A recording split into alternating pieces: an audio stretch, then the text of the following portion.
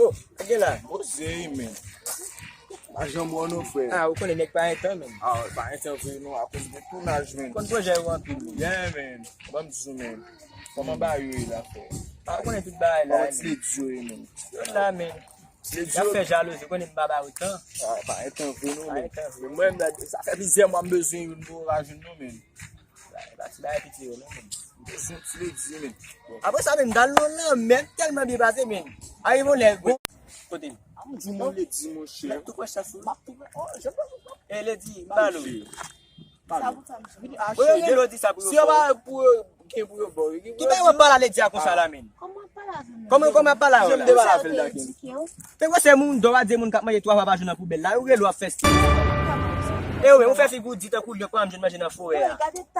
Dake nou trovi yon chè, yon telman yon moun pas boti au bou la niveau. ken bou. Oh, on va se bloquer pour moi. On va manger football. Oh, chè. Ne yon mame nan football, bebe. Et moi, je football avec.